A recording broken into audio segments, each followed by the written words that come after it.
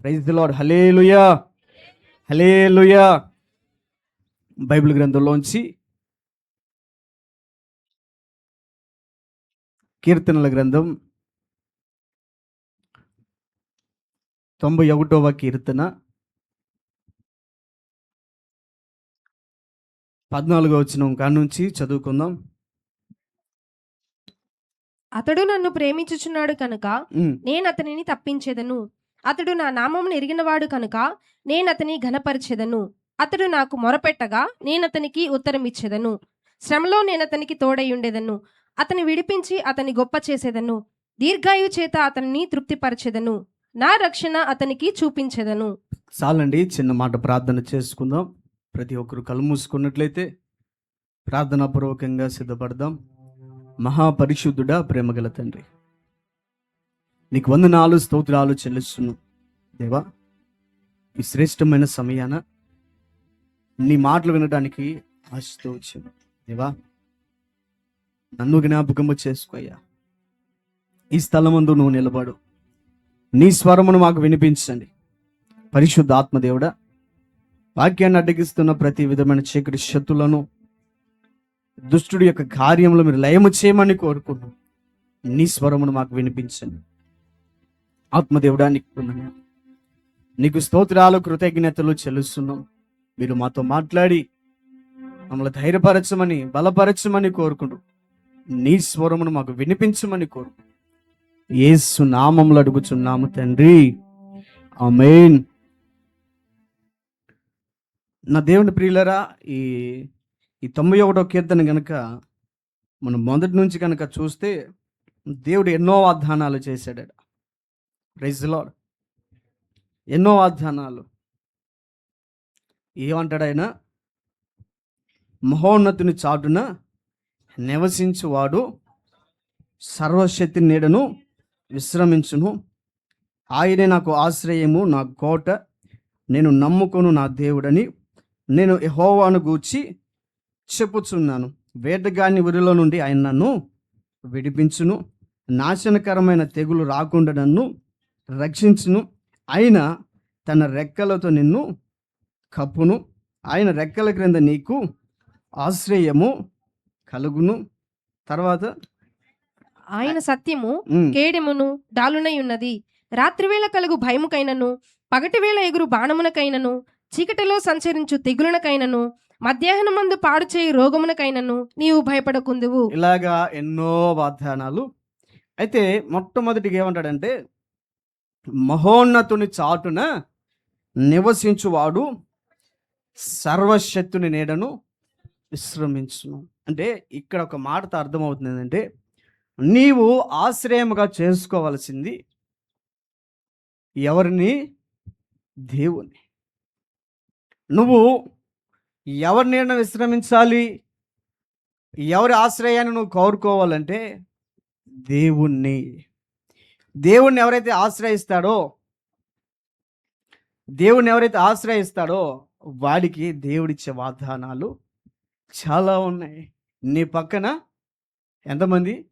1000 మంది పడినను, 10,000 మంది పడినను అపాయము నీ యొద్దకు రాదు అని చెప్పి 13వ వచనంలో ఏమంటాడు?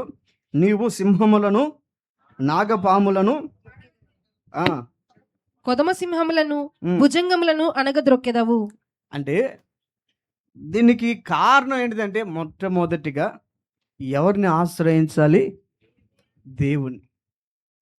దేవుని ఆశ్రయించి, దేవుడే నా కోట, నా కొండ, నా సమస్తము నా దేవుడే అని ఎవరైతే దేవుణ్ణి కనుక ఆశ్రయిస్తారో, ఎవరైతే దేవుని దగ్గరికి వచ్చి ఆయన శరణు కోరుకుంటారో వారికి దేవుడిచ్చే వాగ్దానాలు చాలా ఉన్నాయి. ఏ అపాయం నీకు రాదంట. ఏ కీడు, పగటి వేళ ఎగురు బాణముకైనను, మధ్యాహ్నమందు పాడు చేయు రోగమునకైనను, నీ ప్రక్కను 1000 మంది పడినను, నీ కుడి ప్రక్కను 10,000 మంది కూలినను అపాయము నీ యొద్దకు రాదు. నీవు కనులారా చూచుచుండగా భక్తిహీనులకు ప్రతిఫలము కలుగును. ఉమ్, యెహోవా, నీవే నా ఆశ్రయము అని, నీ మహోన్నతుడైన దేవునవని నీకు నివాసస్థలంగా చేసుకుని ఉన్నావు. నీకు అపాయమేమీ రాదు. చాలు. ఇది ఆల్రెడీ మనందరికీ తెలిసింది. అయితే మొట్టమొదటిగా మీ అందరికీ చెప్తున్నాను, మీరు ఎవరిని ఆశ్రయించాలంటే ఫస్ట్ దేవుణ్ణి ఆశ్రయించాలి. కొంతమంది మనుషులను ఆశ్రయిస్తారు, మనుషుల మీద నమ్మకాలు పెట్టుకుంటారు. మా పరిస్థితి బాగలేనప్పుడు పలానా వాళ్ళు నన్ను ఆదుకుంటారని మనుషుల మీద ఆధారపడి వారిని ఆశ్రయిస్తారు. అయితే వారి ద్వారా మనకి ఎటువంటి ఆశ్రయం దొరకదు. కానీ మనకు ఆశ్రయం ఎక్కడి నుంచి దొరికేది? దేవుని దగ్గర నుంచి. అయితే ఇక్కడ నుంచి 14వ వచనంలో కనుక మనం చూస్తే దేవుడు ఏమంటాడంటే, అతడు నన్ను ప్రేమించుచున్నాడు గనుక నేను అతనిని తప్పించదను. Praise the lord. అయితే నా దేవుని ప్రియులారా, ఈరోజు దేవుడు ఏమంటున్నాడంటే, మొట్టమొదటిగా నువ్వు నన్ను ఆశ్రయంగా చేసుకోవాలి. దేనికైనా నువ్వు నా దగ్గరికే రావాలి. దేనికైనా నువ్వు నా పాదాలే పట్టుకోవాలి. మనుషులను ఆశ్రయం చేసుకోవడం వ్యర్థం. నువ్వు మనుషులను ఆశ్రయం చేసుకోవడం వల్ల నీకు వచ్చే ప్రయోజనం ఏమీ ఉండదు. మనుషులను నమ్ముకొనుట కంటే యెహోవాను ఆశ్రయించుట మేలు. Praise the Lord. ఇక ఈ 14వ వచనంలో దేవుడు ఏమన్నాడంటే, అతడు నన్ను ప్రేమిస్తున్నాడు గనక నేను అతనిని తప్పించదను. సాధారణంగా దేవుణ్ణి ప్రేమించేవాడికి శ్రమలు ఎందుకు వస్తాయి? వస్తాయా? ఎందుకు వస్తాయండి? దేవుణ్ణి ప్రేమిస్తున్నావు, సపోజు నువ్వు గనక నీ బిడ్డను ప్రేమించావు, కొడతావా? వాతలు పెడతావా? ఇక్కడ ఏమంటాడంటే, అతడు నన్ను ప్రేమిస్తున్నాడు గనక నేను అతనిని తప్పించదను. దేవుడు ప్రేమించే వారికి, దేవుణ్ణి ఎవరైతే ప్రేమిస్తున్నారో వాడికి శ్రమలు ఎందుకు వస్తాయి? వారికి శోధనలు ఎందుకు వస్తాయి? చెప్తారా మీరు ఎవరన్నా? ఒకటి, అనుభవ పాఠాల కోసం. ఓకే. రెండోది, దేవుడి మీద ఆధారపడటానికి, లోపాలు ఏమైనా ఉంటే సరిదిద్దటానికి. ఇంకా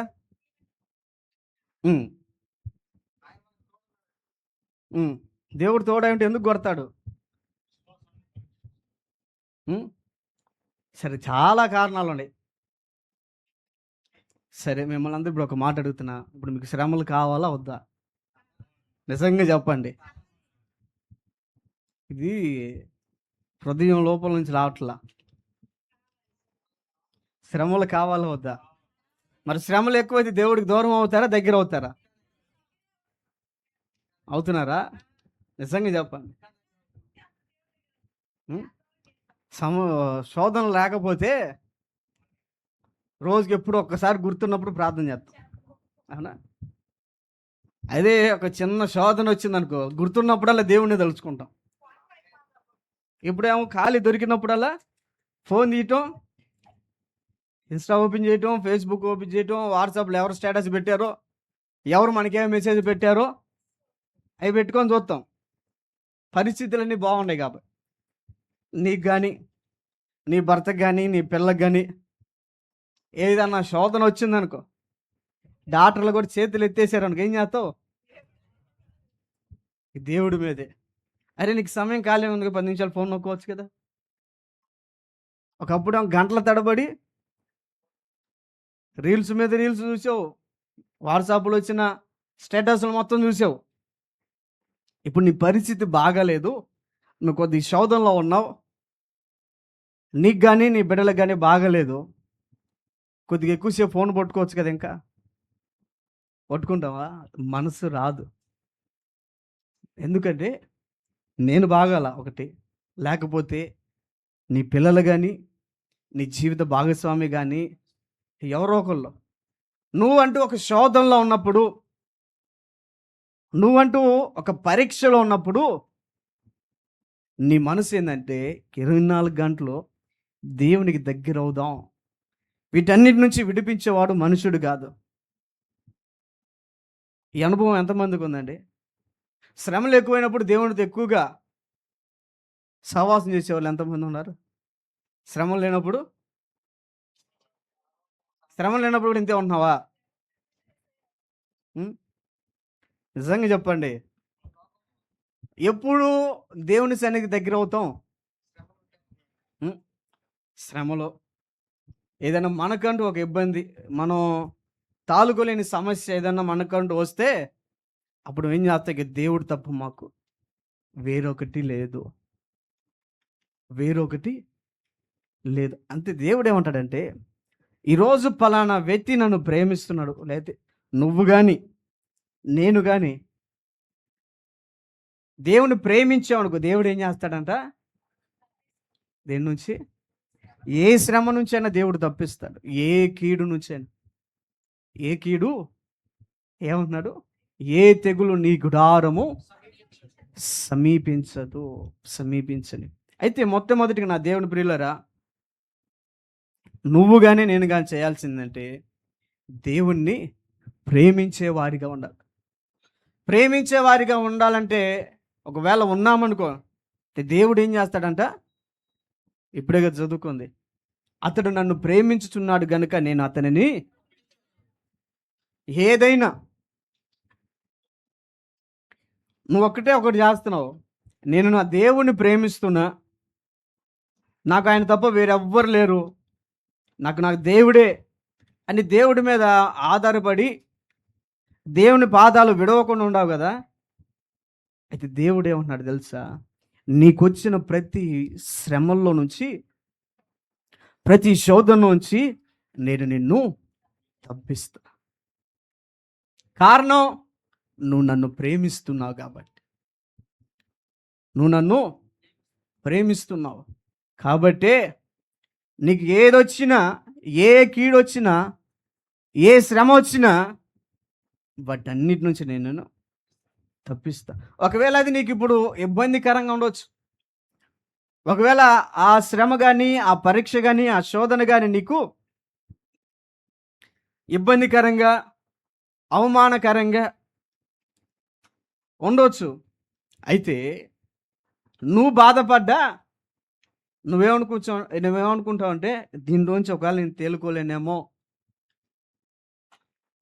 ఈ శ్రమ నుంచి నన్ను విడిపించేవాడు ఎవరు లేరేమో అనుకోవచ్చు. అయితే దేవుడు ఏమంటున్నాడు తెలుసా? నిన్ను తప్పించేవాడును నేను. ఎందుకంటే నువ్వు నన్ను ప్రేమిస్తున్నావు. నువ్వు నన్ను ప్రేమిస్తున్నావు కాబట్టి నేను నిన్ను తప్పిస్తా. అయితే నా దేవుని ప్రియులారా, ఈరోజు మనం చేయాల్సింది ఏంటంటే దేవుణ్ణి ప్రేమించేవారిగా ఉండాలి. Praise the Lord. దేవుడు తర్వాత ఏదైనా, దేవుడు తర్వాతే. కొంతమంది చుట్టాలని పిల్లల్ని అందరిని ముందు పెట్టి లాస్ట్లో దేవుని పెట్టే వాళ్ళు ఉండారు. ఎక్కడ? చుట్టాలని కానీ. అంటే వీళ్ళు ఫస్ట్ ప్రేమిస్తున్న ఎవరినంటే మనుషులని ప్రేమిస్తున్నారు కాబట్టి, ఫలానా ఏమైనా బాధపడతాడేమో అని మనుషులను ప్రేమించి చివరిలో దేవుణ్ణి పెట్టేవాళ్ళు వాళ్ళ పరిస్థితులు కూడా అన్ని చివరే జరుగుతాయి. అన్ని చివరే, వాళ్ళు కూడా చివరే ఉంటారు. దేవుణ్ణి మొదట పెట్టేవాడు అన్నిట్లో ముందు ఉంటాడు. ఎందుకంటే వారు దేవుని ప్రేమిస్తున్నారు. ఆ దేవుని ప్రియులారా, ఈరోజు నువ్వు నేను చేయాల్సిన పని ఏంటిదంటే దేవుణ్ణి ప్రేమించేవారిగా ఉండాలి. ఎవరైతే దేవుని ఎక్కువగా ప్రేమిస్తారో వాడికే శోధనలు వస్తాయి, వాడికే ఆశీర్వాదం. ఏవైతే దేవుడికి అతి సమీపంగా వెళ్ళిందో, ఏవైతే దేవుని ఎక్కువగా ఆరాధిస్తుందో చెప్పున, వాడికి ఎక్కువగా శోధనలు ఉంటాయి. బైబిల్ గ్రంథంలో చూడండి, బైబిల్ గ్రంథంలో ఎవరు ఎక్కువగా దేవుని ప్రేమించారో వారికే శోధనలు కానీ, శ్రమలు కానీ ఏదైనా బైబిల్ గ్రంథంలో మనం చూసుకుంటే ఎంతమంది లేరు? అన్నిటికన్నా దేవుని ముందు పెట్టింది ఎవరు? షడ్రకు మేషకు. వీళ్ళు ఏం చేశారు? ఆ బబులోను రాజ్యం మొత్తం నమస్కారం చేస్తుంది, కానీ వీళ్ళు మాత్రం చేయలే. ఎందుకు? వీళ్ళు ఎవరిని ప్రేమించారు? మనుషులను ప్రేమిస్తే బాగుండేదే కదండి. అగ్నిగుండంలో పడుకొని ఉంటారు కదా. Praise the Lord. అవును కదా. మనుషులను ప్రేమిస్తే అందరిలాగా మనకు కూడా ప్రశాంతంగా ఉండేది. ఆ రాజు వాళ్ళని వదిలిపెట్టినట్టు మనల్ని కూడా ఈ దేవుని నమ్ముకొని దేవుని అతిగా ప్రేమించి అగ్నిగుండంలో పడాల్సి వచ్చింది. ఎందుక? మనం కూడా అందరూ మొక్కున్నారు కాబట్టి మొక్కుంటే ఒక పని అయిపోయేది ప్రశాంతంగా. చెప్తున్నా, దేవుణ్ణి ప్రేమించేవాడు దేవుడికి తప్ప ఎవరికి నమస్కారం చేయడానికి. వీళ్ళు అన్నిటికంటే ముందుకు ఎవరిని పెట్టుకున్నారంటే దేవుణ్ణే పెట్టుకున్నారు. నేను నా దేవుని ప్రేమిస్తున్నాను కాబట్టి దేనికి నేను నమస్కారము చే. అందుకని దేవుడు ఏమైనా తప్పించాడా? Praise lord. అగ్నిగుండంలో పడకుండా తప్పించాడా? ఏందండి, దేవుడు ఎలా ఉండాలి? శోధన రాకముందే తప్పించాలి కదా. అవునా? దేవుడు ఎలా ఉండాలండి? ఇప్పుడు మనకు ఒక శోధన వచ్చింది, ఆ ముందుగానే తెలుసుకొని, ఎందుకంటే ఆయన నిన్న నేడు రేపేం జరిగిద్దో తెలుసుకున్న దేవుడు, తెలిసిన దేవుడు. రేపు మనకు శోధన వస్తున్న ఈరోజే తొలగించవచ్చు కదా. Praise Lord. రేపు నువ్వు కీడులో పడుతున్నావు అని దేవుడికి తెలిసింది, నిన్ను తప్పించవచ్చు కదా. మరి ఎందుకు దేవుడు నిన్ను కీడులో పంపించాడు? Praise Lord. వీళ్ళు ఏం చేశారంటే, ఒకవేళ దేవుడు మమ్మల్ని కాపాడకపోయినా పర్వాలా, ఒకవేళ మాకు మీరు అగ్నిగుండంలో వేసినా మేము చనిపోయినా మాకు ఎటువంటి ఇబ్బంది లేదు. ఎంతసేపు? ప్రాణం పోవటం ఎంతసేపు అండి? క్షణం. వేసిన వెంటనే బూడిదైపోవచ్చు. కానీ వీళ్ళ మనసులో ఉన్న ఒక తీర్మానం ఏమిటంటే, నేను నా దేవుని తప్ప ఎవరిని ప్రేమించను. నేను చెప్తున్నా, నువ్వు అన్నిటికంటే ముందుగా దేవుణ్ణి పెట్టు, అన్నిటికంటే ముందుగా దేవుణ్ణి ప్రేమించు.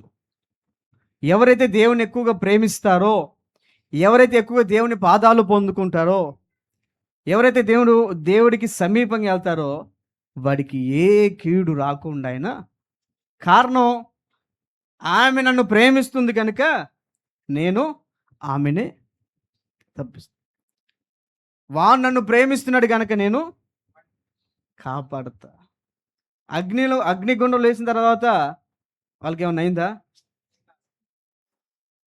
నువ్వు గనక దేవుని ప్రేమిస్తే అగ్ని లాంటి శ్రమలు వచ్చినా, అగ్ని లాంటి మనుషులు నీకు ఎదురొచ్చిన, అగ్ని లాంటి శోధనలు నీకు వచ్చినా అవి నిన్ను ఏమీ చేయవు, ఏ హాని నీకు కలుగు చేయవు. కారణం, నువ్వు దేవుణ్ణి ప్రేమిస్తున్నావు గనుక ఆయన నిన్ను తప్పించుకుంటూ వస్తున్నాడు, ఆయన నిన్ను కాపాడుకుంటూ వస్తున్నాడు. ఏ శోధన నీకు నీ దరి చేరకుండా ఉన్నావంటే కేవలం ఒకటి, నువ్వు దేవుని ప్రేమిస్తున్నావు గనుక ఆయన ఏం చేస్తున్నాడంట? నిన్ను తప్పిస్తున్నాడు. అందుకే దేవుని ప్రేమించండి, మనుషులను కాదు. మనుషులను ప్రేమిస్తే ఈ శరీరం, ఈ యవనం ఉన్నంతలే. ఈయన యవన ప్రాయం గడిచిపోయిందా పట్టించుకోరు. Praise Lord. కొంతమంది మనుషులను ప్రేమించే వాళ్ళు ఉంటారు, డబ్బును ప్రేమించే వాళ్ళు ఉంటారు, ఆస్తులను ప్రేమించేవాళ్ళు. అవన్నీ పక్కన పెట్టేసేయండి. నువ్వు ప్రేమించాల్సింది ఎవరిని? దేవుణ్ణి ప్రేమించాలి. దేవుడే ఏదైనా, నీకన్నీ దేవుడు. మొదట్లో చెప్పా కదా, దేవుణ్ణి చివరిలో పెట్టమాకండి, దేవుని మొదటి పెట్టండి. దేవుడికి మొదటి స్థానాన్ని ఇవ్వండి, తర్వాత ఏదైనా.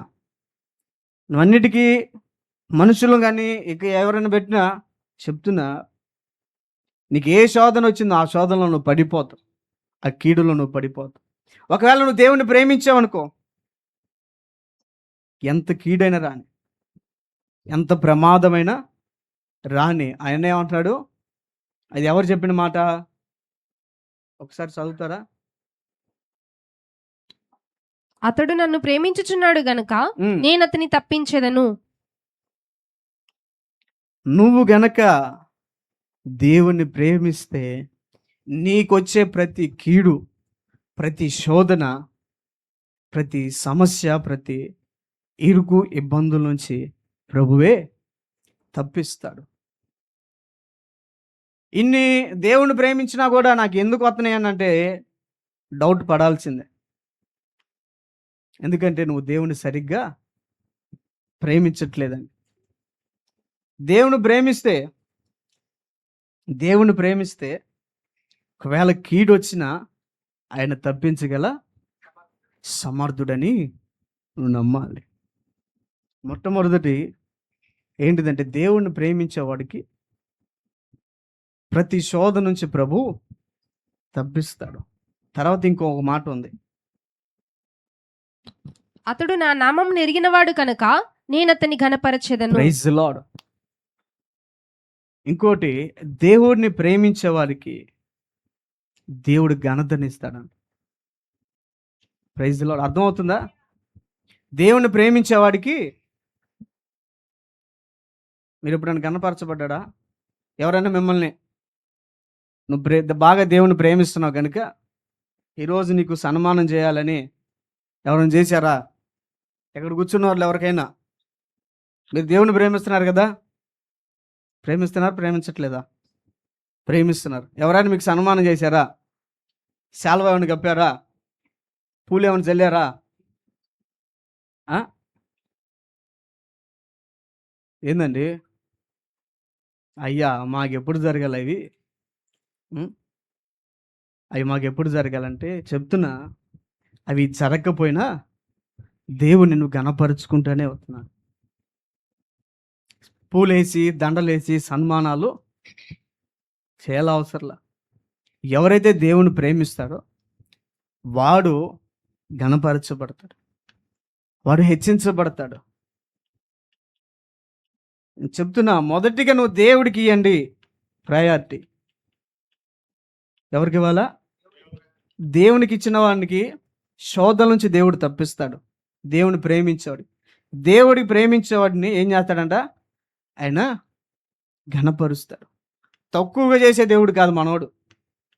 మన దేవుడు నలుగురిలో నవ్వులు పాలు చేసేవాడు కాదు, నలుగురిలో పరువు తీసే దేవుడు కాదు. మన దేవుడు నలుగురిలో ఘనపరిచేవాడు, నలుగురిలో హెచ్చించేవాడు, హేళన చేసేవాడు కాదు ప్రభు.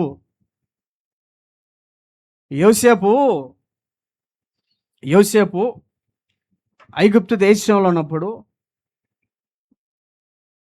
పోతీఫరు భార్య ద్వారా అవమానాన్ని నొందాడు.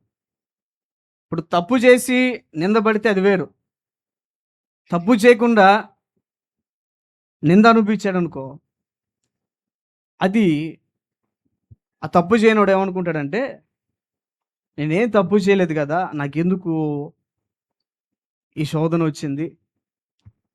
ఇప్పుడు తప్పు చేస్తే నిందేస్తే అది వేరు, తప్పు చేసి నిందేస్తే నిజంగా తప్పు చేసాడురా కాబట్టి శిక్షా విధికి కారకుడు అని అంటాం.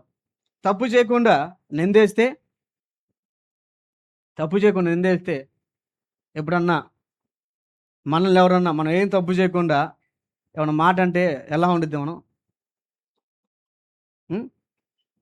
గొడవలు వేసుకునే వాళ్ళు ఉంటారు. ఆత్మీయులైతే, దేవుని బిడ్డలైతే ఏం చేస్తారంటే, మౌనంగా సహించి దేవుడికి అప్పగిస్తారు. ఓకే, నేను తప్పు చేశానో చేయలేదో చూసేవాడు ఒకడున్నాడు. చూసేవాడు ఒకడున్నాడు. తగిన సమయమున సమాధానం. ఇలాగా యోసేపు మీద పోతీఫరు భార్య ఏం చేసిందంట? నింద చేసింది. తప్పు చేశాడని రాజ్యం మొత్తం ప్రచారం చేసింది. ఒకరిని బానిసగా తెచ్చాడు, వాడు నన్ను ఇట్టగా పాడు చేయడానికి చూశాడు, దౌర్భాగ్యుని తెచ్చాడు అని ఆ ఐగుప్తు దేశం అంతటా ఇతని గురించి చెడు సమాచారం విస్తరించింది. తప్పుడు వాడ్రా యోసేపు అనేవాడు, పెద్దోళ్ళు ఏమంటారు, అన్నం పెట్టిన చేతిని పట్టుకున్నాడురా అంటే ఇక వేరే అర్థంగా మాట్లాడు లోకస్తులు. అన్నం పెట్టిన చేతిని పట్టుకున్నవాడు అంటే ఎంత దుర్మార్గుడని. ఇక యోసేపు గురించి ఐగుప్తు దేశం అంతటా ఈడు దుర్మార్గుడు, ఈడు పాపిష్టుడు, ఈడు మంచోళ్ళ కనపడుతున్నాడే కానీ చూడటానికి పరమ దుర్మార్గుడు అని ఐగుప్తు దేశం అంతటా వ్యాపించింది. ఈరోజు నీ గురించి కూడా అంతే వ్యాపించవచ్చు. నువ్వు మంచి చేసినా నీ గురించి నీ సమాజం కానీ నీ ఇంట్లో వాళ్ళు కానీ, ఒకవేళ నువ్వు జాబ్ చేస్తున్న స్థలంలోనైనా పని చేస్తున్న స్థలంలోనైనా నువ్వు మంచిగా ఉన్న నీ మీద తప్పుడు ప్రచారం చేశారా, నిన్ను నోటుకొచ్చిన మాట్లాడినారా, నువ్వేం చేయాలంటే మౌనంగా సహించి దేవుడికి అప్పగించు. గొడవలు వేసుకో. వాళ్ళు అన్నారులే అని నువ్వు అనమాకు. ఎందుకంటే తప్పేదో న్యాయమేదో దేవుడు చూస్తూ ఉన్నాడు. Praise lord. తప్పేదో న్యాయమేదో అన్యాయమేదో దేవుడు చూస్తూ ఉన్నాడు. కాబట్టి ఈరోజు నువ్వు మంచి చేసిన నీ గురించి చెడుగా ఎవరైనా ప్రచారం చేశారనుకో, పండగ చేసుకో. ఏం చేసుకుంటావు? పండగ చేయాలి మీరు ఈరోజు. అట్టయితే ఎవరైతే మీ గురించి తప్పుడు ప్రచారం చేశారో నువ్వేం చేయ, మాకు మనసులో ఎగిరి గంతే. శాలెమ్మ ఒక మాట అంటాడు చూడు, శోధన వచ్చేవాళ్ళు కానీ అది శోధన వెనకాల ఉన్న ఏదో ఆశీర్వాదాన్ని ఇచ్చేళ్ళు. ఈరోజు నీ గురించి వచ్చిన చెడు ప్రచారాన్ని నువ్వు లక్ష్య పెట్టకు. దేవుడు చూస్తావు. యోసేపు ఎంత మాట్లాడడానికి ట్రై చేసినా ఎవరు నమ్మల. ఒకవేళ మనకి రాయబడవాలైనా ఎవరి మాట చెల్లింది? ఎవరు అధికారంలో ఉన్నారు? అధికారి మాట చెల్లింది. కాబట్టి తప్పు చేయనోడు మాట చెల్లలా. ఏమని చెల్లిందంటే తప్పు చేశాడనే చెల్లింది. కాబట్టి చెరసాలలో వేశాడు. కానీ ప్రభు అన్యాయస్తుడా కాదు. ఎక్కడైతే అవమానించబడ్డాడో, ఎక్కడైతే దూషించబడ్డాడో, ఏ నోరైతే దుర్మార్గుడ్రా, అన్నం పెట్టిన చేతిని పట్టుకున్నాడు దుర్మార్గుడ్రా ఇడు అని ఏ నోరైతే అందో, అన్నతి కాలంలోనే యోసేపును చూడంగానే సాష్టాంగ నమస్కారం పడేటట్టు ప్రభు చేశాడు. సాష్టాంగ నమస్కారం. ఒకప్పుడు దుర్మార్గుడు అన్నాడు, ఇప్పుడు యోసేపు పోతుంటే జేజేలు. ఎన్ని జేజేలు కొట్టాడో. ఒకప్పుడు నడుచుకుంటూ పోయినాడు, ఇట్లా సమాజం మొత్తం దూషించిన వాళ్ళు ఇప్పుడు కాలినడకను కాదు, యోసేపు ఇంట్లోంచి బయటకు అడుగు పెడితే రథాలు సిద్ధంగా ఉండాలి, సైనికులు సిద్ధంగా ఉండాలి. కాలు ఓరకట బయట పెడితే ఎమ్మని కాలు తుడిచేవాడు ఉండాలి. 24 గంటలు ఇసిరేవాడు ఒకప్పుడు ఉందా? బానిసగా ఉన్నప్పుడు ఉందా? అతని చెప్పుడు అతనే పాలిష్ చేసుకోవాలి. అవునా? ఏదన్నా ఈపు చెలబడింది అనుకో, ఏదన్నా గోడకు రుద్దుకోవటమో లేకపోతే దేని పెట్టైనా మనం చేసేది అదే కదండి. ఎవరైనా ఇంట్లో లేని వాళ్ళు ఎవరైనా లేరు అనుకో ఈపు రుద్దటానికి గోడగేసి నెత్తురు వచ్చేటట్టుగా. అవునా? ఒకప్పుడు బానిసగా ఉన్నప్పుడు తన పని తానే చేసుకునేవాడు. అన్నం కూరలు ఒకవేళ వండుకునేటట్టయితే అతనే వండుకునేవాడు. వస్త్రాలు అతనే ఉతుక్కునేవాడు. ఇక ప్రతిదీ ఎవరు చేసుకోవాలా? ఎవరు చేసుకోవాలా? ఎవరండి? యోసేపే. కానీ ఎప్పుడైతే తన మీదకి నింద వచ్చిందో ఆ కీ నుంచి యోసేపు తప్పించబడ్డాడు. యోసేపు అక్కడ ఒక మాట అంటాడు, ఇక్కడ నువ్వు నేనే ఉన్నాం. ఒకవేళ తప్పు చేసినా ఎవరు చూడలేదులే అని నువ్వు అనుకుంటావు, కానీ రహస్యం ముందు చూస్తున్న దేవుడు ఉన్నాడు. రహస్యం ముందు చూస్తున్న దేవుడు ఉన్నాడు కాబట్టి నేను ఆయన ఎదుట పాపం చేయనని అక్కడి నుంచి పరిగెత్తాడు. అవమానించబడ్డ చోటే దేవుడు ఏం చేశాడు? ఘనపరిచాడు, హెచ్చించాడు. ఒకప్పుడేమో సమస్తం ఆయనే చేసుకోవాలి, యోసేపే చూసుకోవాలి, నీళ్లు పట్టుకోవాలన్నా ఏ పనైనా యోసేపే చూసుకోవాలి. కానీ ఇప్పుడు ఎవరు? ప్రతి ఒక్కటి పనోళ్ళే చేయాలి. రాజు నిద్రపోతున్నా వీళ్ళకి నిద్ర వచ్చినా ఇసురుతానే ఉండాలి. ఇక ప్రైజ్ లార్డ్, ఇసురుతానే ఉండాలి. ఇక రాజా లైఫ్ యోసేపు, దానికి కారణం అవమానించబడే చోటే యోసేపు ఏం చేశాడు? దేవుని ప్రేమించాడు కాబట్టి పాపానికి దూరంగా ఉన్నాడు. ఈరోజు మీకు ఇంకో మాట చెప్తున్నా, నువ్వు దేవుని ప్రేమించావా? దేవుని ప్రేమిస్తున్నట్లయితే నీకు వచ్చిన అవమానం కానీ, నీకు వచ్చిన కీడు కానీ, నీకు వచ్చిన ఇబ్బంది కానీ సహించు, ఓపిక కలిగి ఉండు, విశ్వాసంతో ఎదురు చూడు. ఎక్కడైతే అవమానించబడ్డావో అక్కడే ప్రభు నీ తల హెచ్చించేటట్టుగా చేస్తాడు. ఏ నోరైతే నిన్ను దూషించిందో, ఏ నోరైతే నోటికొచ్చిన దుర్భాష మాట్లాడారో ఆ నోరే నీ దగ్గరకు వచ్చి నిన్ను ఘనపరిచింది. ఆ నోరే నీ పాదాల దగ్గరకు వచ్చింది. ఏ చేతులైతే నిన్ను కొట్టియో ఆ చేతులు నీకు దండం పెట్టి నీ పాదాలు ప్రభు చేస్తాడండి. నమ్మిక ఉంచితే, నువ్వు నమ్మిక ఉంచావనుకో, ఎంతటోనైనా బెండు తీసేవాడు ఒకడు ఉన్నాడు. మనం బెండు దిగిపోయినా తీసేవాడు ఉన్నాడు. ఆయన నువ్వు ప్రేమిస్తున్నావు కాబట్టి, ఆ బెండు తీసేవని నువ్వు ప్రేమిస్తున్నావు కాబట్టే ప్రతి ఒక్కరి నీ పాదాల దగ్గరికి తీసుకుని వస్తాడు, నేను హెచ్చిస్తాడు, నిన్ను గణపరుస్తాడు. అయితే నువ్వు చేయాల్సింది ఏంటిది? ప్రేమించాలి. ఫస్ట్ది, ఆయన ప్రేమించిన వాళ్ళకి ఏం జరిగిద్దంట? దేవుని ప్రేమించేవాడిని ఆయన ఘనపరుస్తాడు. కింద ఇంకో మాట కూడా ఉంది, అతడు మొర్ర పెట్టగా నేను అతనికి ఉత్తరం ఇచ్చేదను. చాలండి. దేవుని ప్రేమించేవాడు ప్రార్థన చేస్తే వాని ప్రార్థనకి ప్రభువు జవాబిస్తాడు. దేవుని ప్రేమించేవాడు. లోకస్తులు కూడా చాలామంది ఉంటారు, యేసు ప్రభుని ఎరగని వారు కూడా చాలామంది ప్రార్థన చేస్తారు. కానీ వారి ప్రార్థన కన్నా నీ ప్రార్థనే దేవుడు త్వరగా వింటాడు. ఇప్పుడు నాకు కొంతమంది ఫ్రెండ్స్ ఉంటారు, మీకు కూడా ఉంటారు కదా.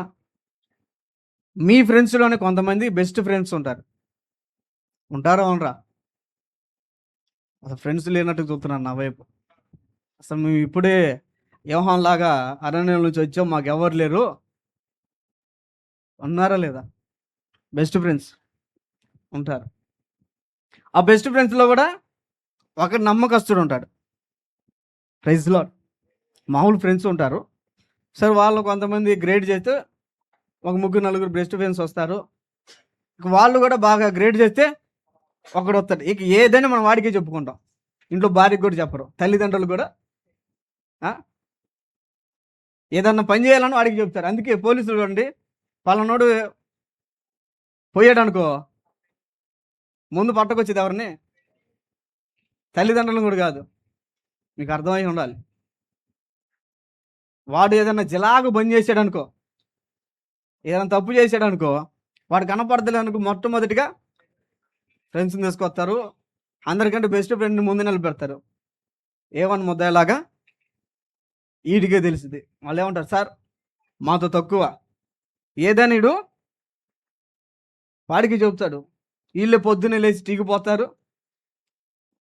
పొద్దున్నే ఫోన్ చేసుకొని టీకి పోయేది వాళ్ళే. మధ్యాహ్నం ఆడని బిర్యానీ తినాలని వాళ్ళే. సాయంత్రం ఆడని ఫంక్షన్కి వెళ్ళాలన్నా వాళ్ళిద్దరే.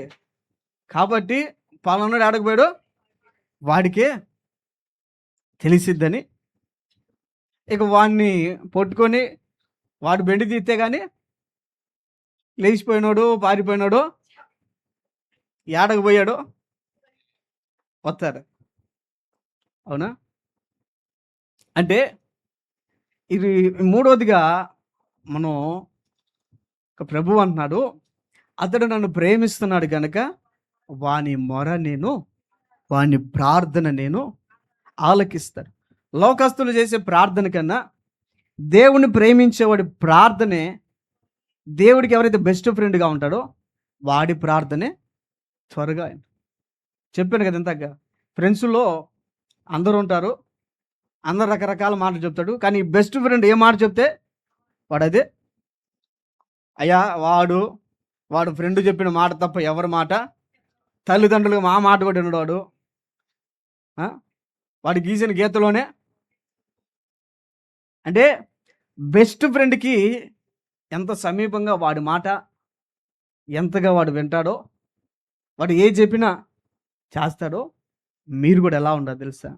దేవుని అంతగా ప్రేమించారనుకో, దేవునికి అంతగా సమీపంగా వెళ్ళారనుకో, నువ్వు ఏది అనుకున్నా, నువ్వు మనసులో అనుకున్నా జరిగిపోయింది. నువ్వు మనసులో బాధపడ్డా, దేవుడికి ఏది చెప్పినా దేవుని ప్రార్థన ఆలకిస్తా. నా దేవుని ప్రియులారా, మూడో మాటగా మీ అందరికీ చెప్పేది ఏంటంటే, నువ్వు గనక దేవుని ప్రేమిస్తే నీ ప్రార్థనకైనా జవాబిస్తాడు. నువ్వు చేసే ప్రతి మొర ఆయన ఆలకిస్తాడంట. ఇప్పుడే ధ్యానించుకున్నాం. అందరు ఫ్రెండ్స్లు నైట్ 1ంటికి చేసినా ఎత్తరు. బెస్ట్ ఫ్రెండ్ చేయని ఏ సమయమైనా మంచి నిద్రలో ఉన్నా ఎత్తుతామో లేదా చెప్పాలి. బ్రదర్స్, లేడీస్ కూడా ఉండాలి పాపం. వాళ్ళు బెస్ట్ ఫ్రెండ్స్ ఉన్నారనుకో, అందరు ఫ్రెండ్స్ కన్నా వీళ్ళకి ఏం పని లేదులే, పని పాటలు పొద్దాలు ఫోన్ చేస్తారని. అదే బెస్ట్ ఫ్రెండ్ ఫోన్ చేస్తే, ఈడు ఇప్పుడు ఎందుకు చేసాడు, ఏ ప్రమాదంలో ఉన్నాడో, వీడికి ఏది కావాలని, అది ఒకటవని రెండవని ఏ జామైనా అవని వాడి దగ్గర నుంచి ఫోన్ వస్తే, కొంతమంది చూడండి బెస్ట్ ఫ్రెండ్కి సపరేట్ రింగ్ టోన్ పెట్టుకుంటారు. ఫ్రెండ్స్ కాకపోయినా కొంతమంది, అంటే ఎవరినైతే బాగా ప్రేమిస్తారో వాళ్ళకి సపరేట్గా ఉండారా లేదా? ఏందండి అటు చూస్తున్నారు? మీకు తెలియదేమోలే, మీరు ఇంకా మెచ్యూర్ అవ్వాలా, మీకు జ్ఞానం మెచ్యూర్ అవ్వాలి. సమాజాన్ని చూడండి. ఫ్రెండ్స్ అందరికన్నా బెస్ట్ ఫ్రెండ్కి సపరేట్ రింగ్ టోను. వాడు ఏ సమయాన్ని చేసినా, వీడి దగ్గర డబ్బులు లేకపోయినా వాడు అడిగినా ఎవరో ఒకరి దగ్గర అప్పు చేసాలా. అది మామూలు ఫ్రెండ్ ఫోన్ చేసి వీడి దగ్గర డబ్బులు ఉన్నా కూడా లేవురా అంటాం.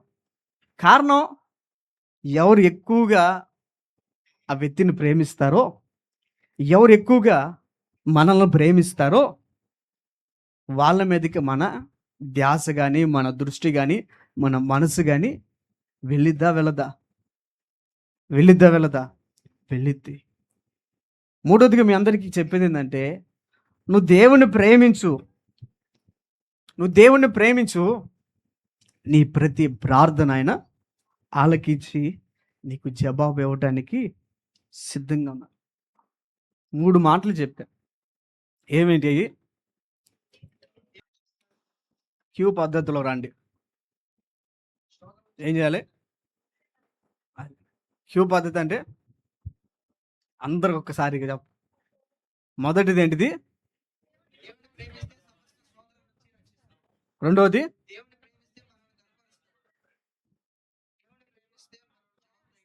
అది కారణం. అది ఎవరైతే దేవుని ప్రేమిస్తారో ఇంకా ఎన్నో ఉన్నాయి, ఏదైనా చేస్తాడు ఆయన. అయితే కింద కూడా చాలా ఉన్నాయి, అది కూడా చదువుతారా? శ్రమలో నేను అతనికి తోడై ఉండేదను, ఉమ్, అతని విడిపించి అతని గొప్ప చేసేదను, ఉమ్, దీర్ఘాయు చేత అతనిని తృప్తిపరచెదను, ఉమ్. నా రక్షణ అతనికి చూపించెదను. Praise the Lord. 3 మాటలే కాదు, ఇంకా చాలా ఉన్నాయి అంట. శ్రమలలో నేను అతనికి తోడై ఉన్నాడు. కారణం మీరు రాసుకోండి, ఏంటిది? దేవుణ్ణి. ఇంకోటి, నేను అతనిని గొప్ప చేయదును. కారణం దేవుణ్ణి ప్రేమించాను. దేవుని ప్రేమించేవానే కదా దేవుడు హెచ్చించేది. ఎవరిని పడితే వాళ్ళని హెచ్చిస్తాడా? ఇప్పుడు మనం ఒకలాగా ప్రేమించాం శాలేమని, ఏసైని. శాలేమని ఒకలాగా ప్రేమించాడు. Praise Lord. మనమేమో అవసరాల కోసం ఏదైనా గుర్తుకొచ్చినప్పుడు దేవుడి దగ్గర పోతాం. మన ఆత్మీయ తండ్రి అది ప్రతిదీ ఆయన మీద ఆధారపడతాం. ప్రతిదీ అంటే మనం ప్రేమిస్తే మన ఘనత ఒకలాగా ఉంది.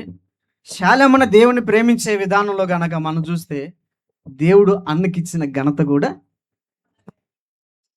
దానికంటే రెట్టింపుగా ఉంది. అవునా? ఇప్పుడు శాలేమన దేవుడు ప్రేమించాడు, మనం కూడా దేవుని ప్రేమించాం. కానీ పబ్లిక్లో పోతే ఎవరు ఎక్కువగా గుర్తింపులోకి వస్తున్నాడు? శాలేమనే కదా. కారణం ఏంటంటావు? ఎక్కువగా ప్రేమిస్తున్నాడు. నువ్వు కూడా ఎక్కువగా దేవుని ప్రేమించావనుకో, నీకు కూడా అంతే ఘనతనిస్తాడు. నిన్ను కూడా ప్రభు అంతే హెచ్చిస్తాడు. ఆయన ఎలాగైతే దేవునితో గడిపాడో, ఎలాగైతే దేవుని ప్రేమించాడో, సమయమందునో అసమయమందునో, మనం సమయం కుదిరితేనే ప్రార్థన చేస్తాం. అయితే నా ఆత్మీయ తండ్రి సమయమందును అసమయమందును దేవుని ప్రేమించాడు కాబట్టే దేవుడు అతన్ని, కింద ఇంకో మాట ఉంది కదా, దీర్ఘాయువు చేత అతనిని తృప్తిపరచెదను, నా రక్షణ అతనికి చూపించెదను.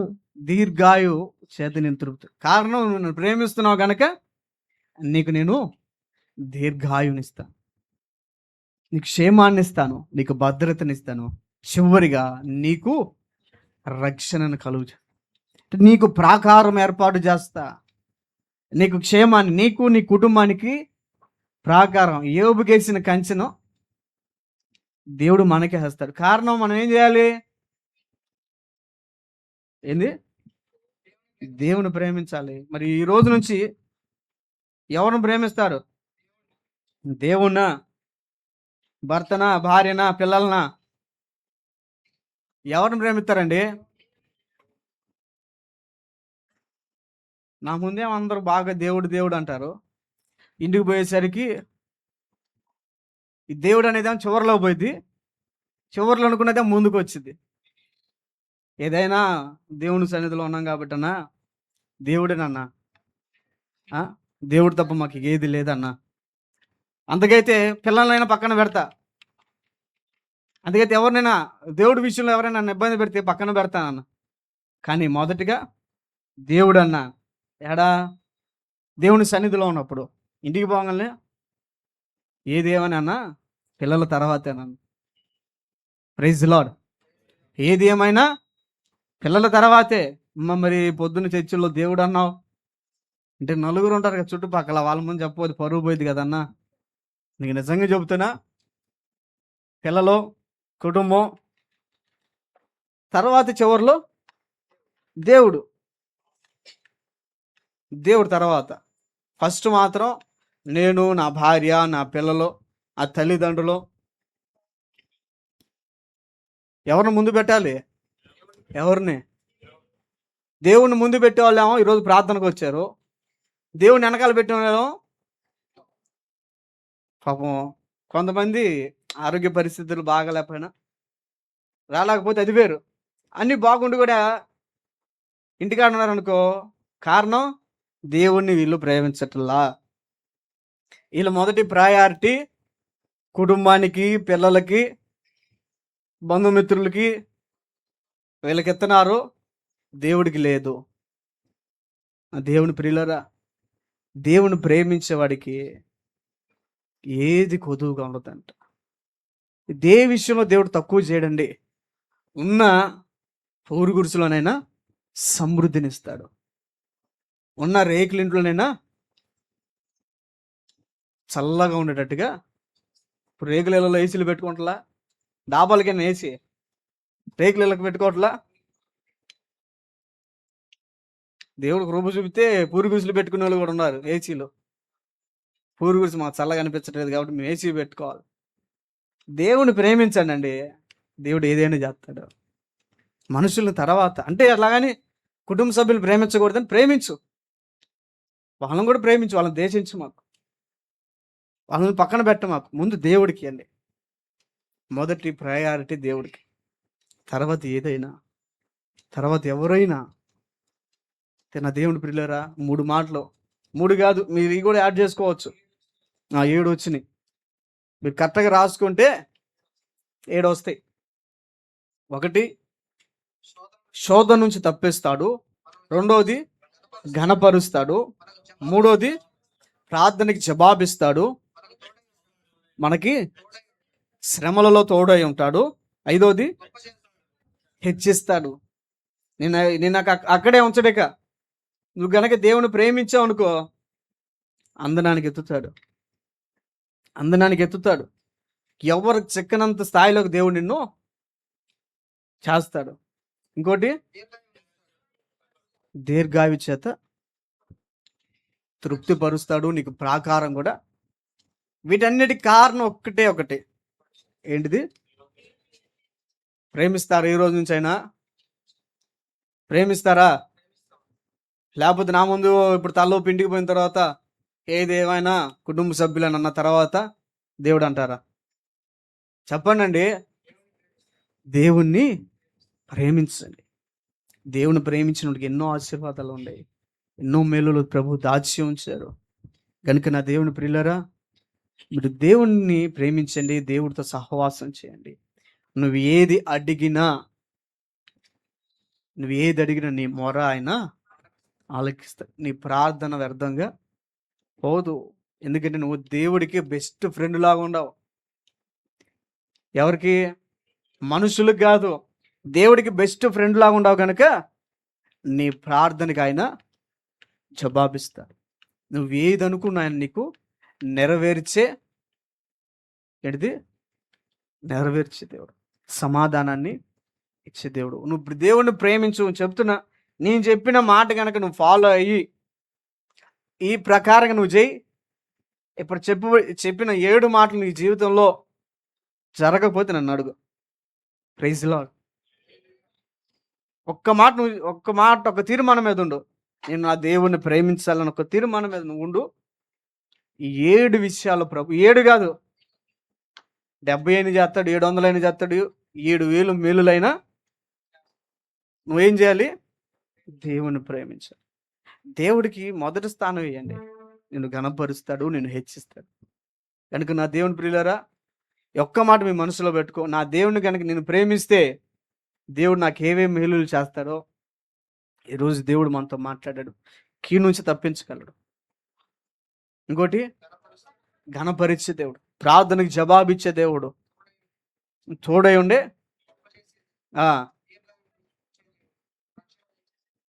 7 మాటల సంపూర్ణ సంఖ్య వచ్చింది.